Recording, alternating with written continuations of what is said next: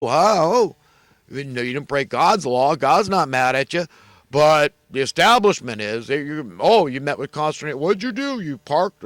Oh, the meter expired by a second. Oh well, that you got to pay a penalty. You're a bad boy. That was immoral. How'd you let that happen? See, you're gonna have to pay. Bail, you're gonna have to pay bow down to us. This bad religion, man. This is it, friends. I'm telling you. I've concluded we've got to get off every form of money, and we could do that gradually, but the evildoers will not let it. That's contrary to what they want. They do not want to be rendered irrelevant.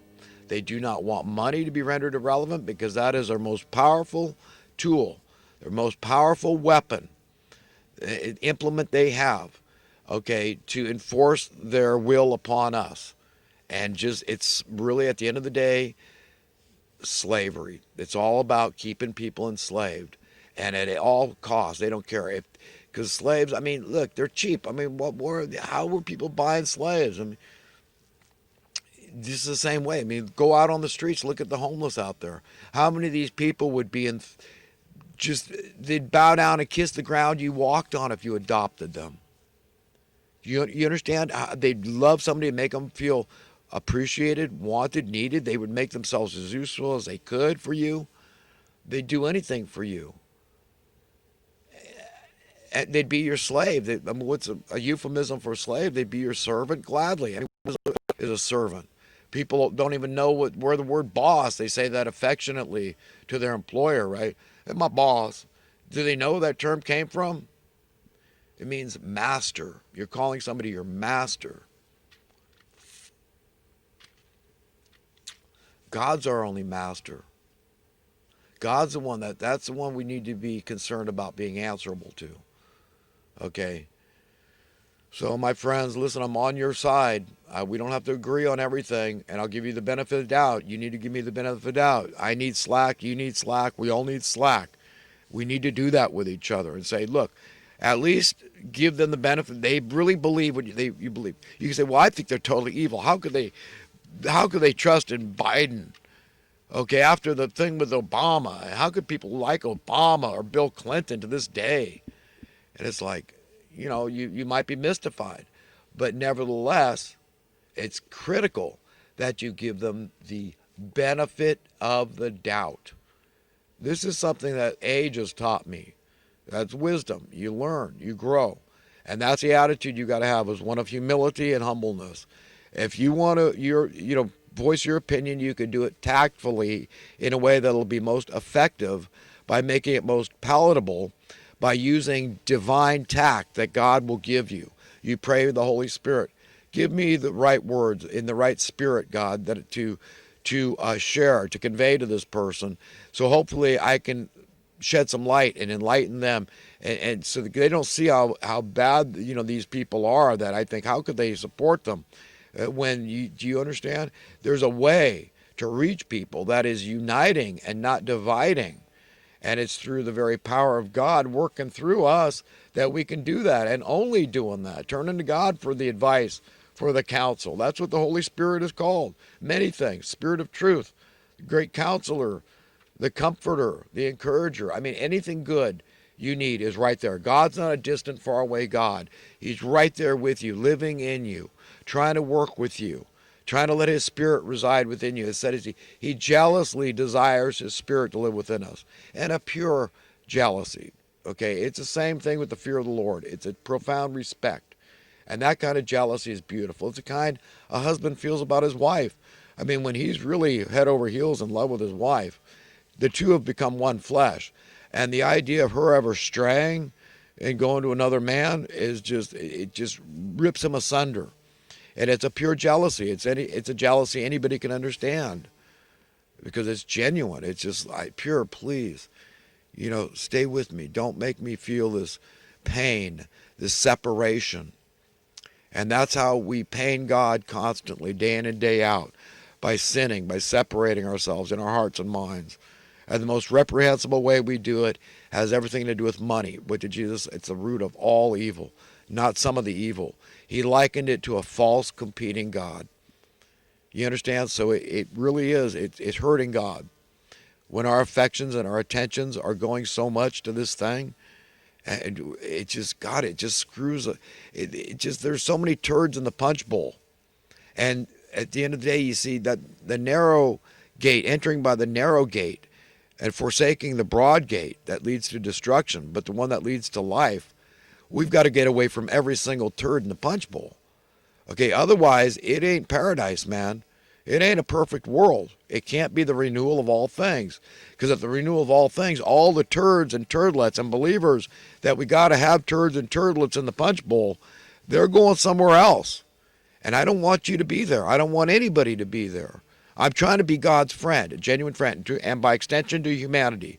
Not some of humanity selectively, but to even my enemies. You get it?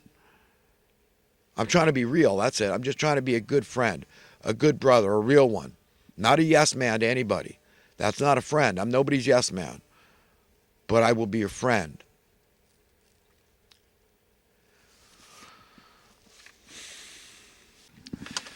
You know, I can hardly watch the news anymore, and it's less stressful. I might get off the news, man. I got off emails and social media, except for the YouTube thing I do.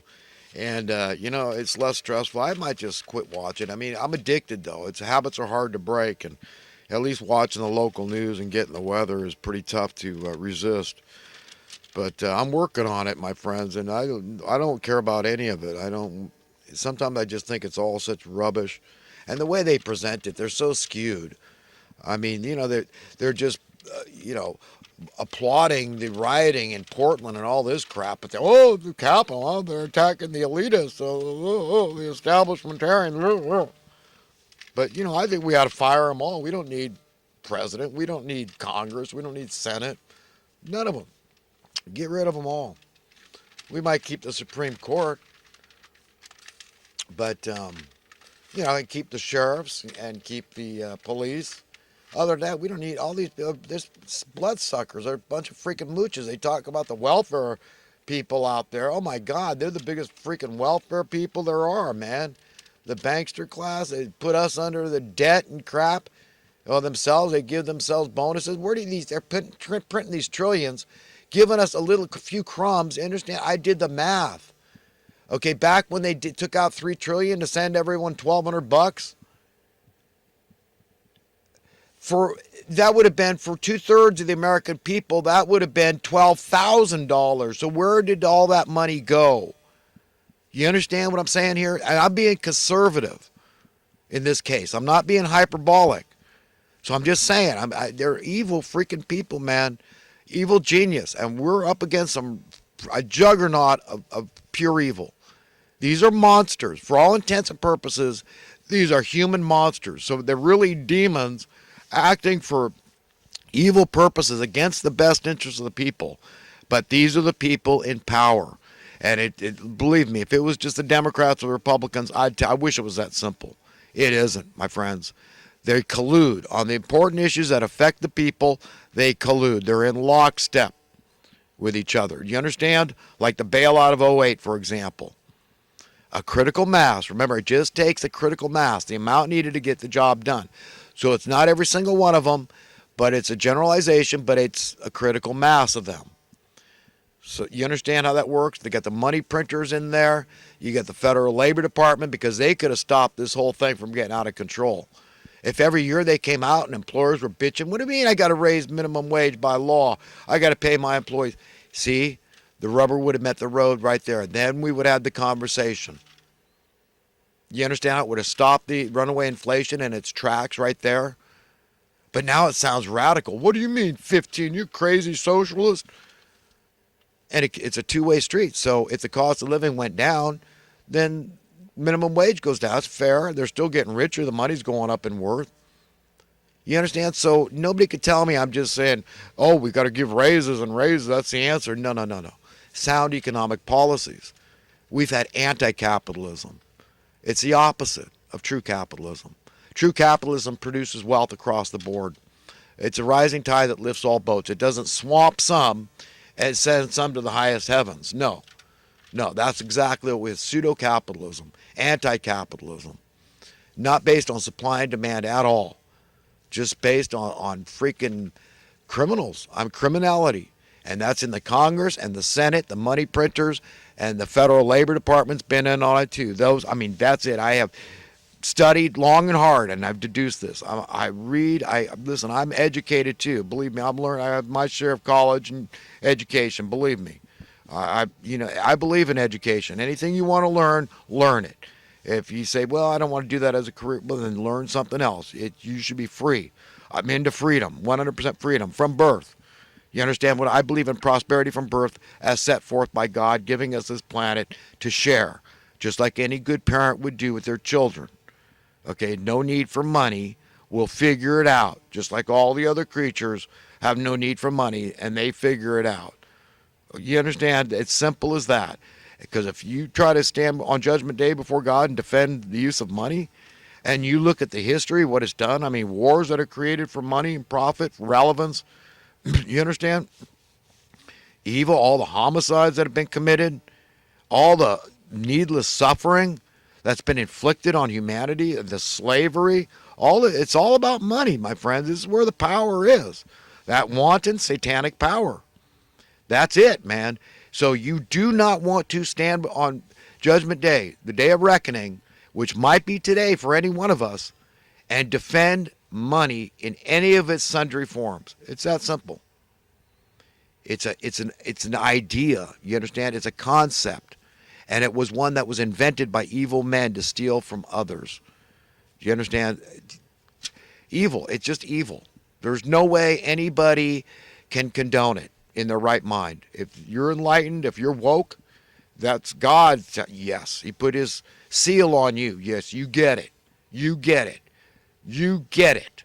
And you want to be free. Okay? You want everyone to be free. You don't want to be free exclusively and be a pissant in the sight of God because you just say, I'm rich and I can't worry about others. That's their problem. They need to be like me, do what I did. Anybody can do it. If I did it, everyone can. That attitude. You think I'm not your friend? You think I'm just, do goody good BS? Is what I'm spewing to you?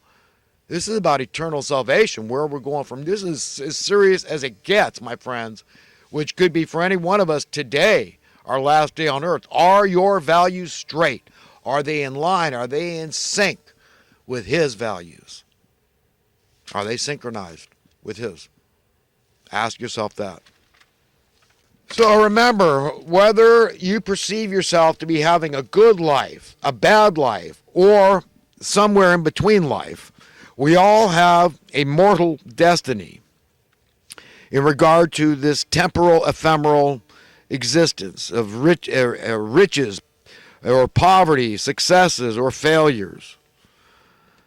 And it's been said before that death is a great equalizer, so we can and all should live today as if it literally is eternity happening right now, simply by being honest.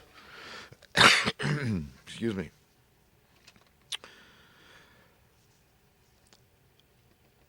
With our owner and ourselves.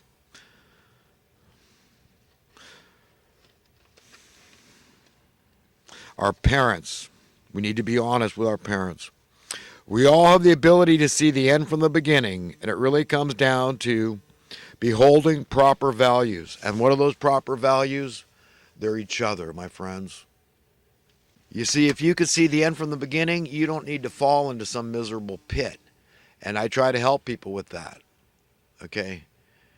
And that's the biggest pit, is that one that involves salvation, having screwed up values and not being found deserving of going to a better world. So you've got to cultivate them. You've got to make a conscious decision to turn your life over to God and say, God, you conform my values, because I don't know right from wrong sometimes. I don't know up from down. So you're asking for counsel. You're asking for a good thing, and you'll get it. Ask, seek, knock, and you shall receive. All right, friends, I'm going on to some recent current events and other talking points I want to get into. I'm going to try to talk real fast here. On vaccinating for COVID, it's interesting to see that almost half of the people in the healthcare industry are refusing vaccines. That's fascinating, because I thought they couldn't. I thought they had to. It was mandated by law that they had to have vaccines. I'm happy to hear they have the freedom to reject it if they want. You know, Chris Rock, I saw him on CBS Sunday Morning recently. He was talking about being bullied when he was young, and he's been dealing with that, and it's caused a lot of issues in his life. But you know, all guys go through that crap. You know, the nice thing about getting older is, you know, people don't pull that crap on you anymore. You know.